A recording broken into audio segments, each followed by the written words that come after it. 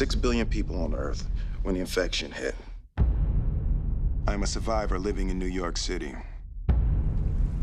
I will be at the South Street Seaport every day at midday. I just read that you're one of the few people that are more than happy to travel around the world and promote a movie because you understand the need that if you go to Asia, people in Asia are going to be happy. How did you learn that? Because a lot of people do not believe in that kind of that work ethic. Well, fortunately, people don't. Right? Works out for me very well.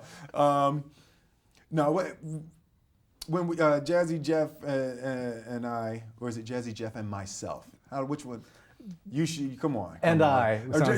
Sounds good. Jazzy Jeff and I, when we started our music career, we actually recorded our first album in London. We signed to a company, Jive Records was owned by a company called Zamba, and they were based in England.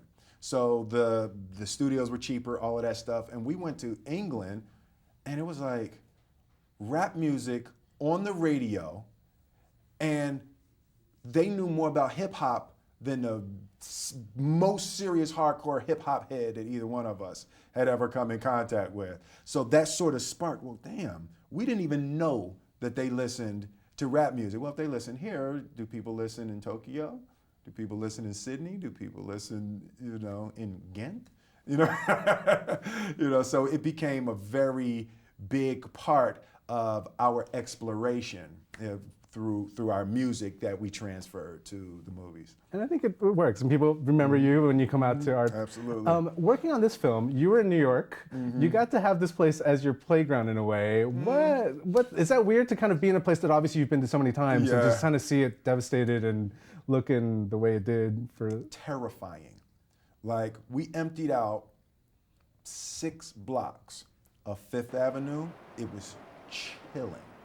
To walk and talk down the middle of Fifth Avenue, it so added to that sense of gloom and desolation and desperation.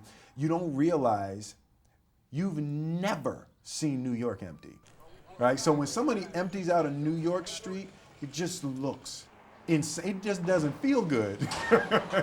Especially when off camera people are honking their horns and giving you the middle finger.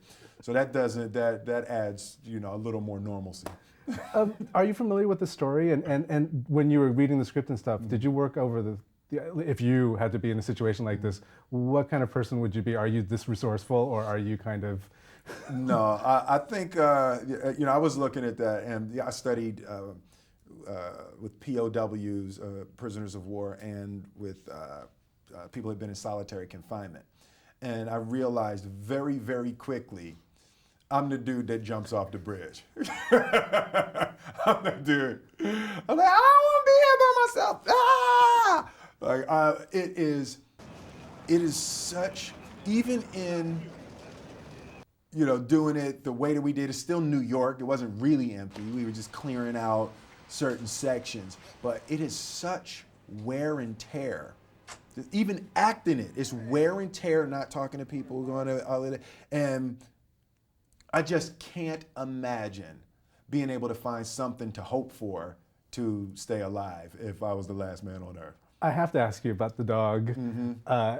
Everybody's fallen in love with Abby. And then what was it like working with her and kind of shooting, because she's an amazing actress. I mean, if you have to be, if you have to go there. She really is. No, it was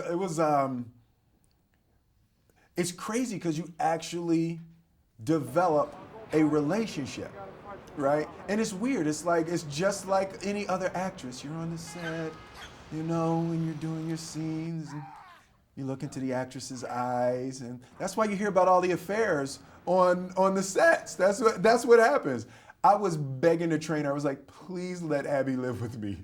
Please let me have this dog. My kids are gonna love this dog. And you really do develop a relationship. That she's just smart and it's like a real actress. She's smart, she's beautiful, she's charming.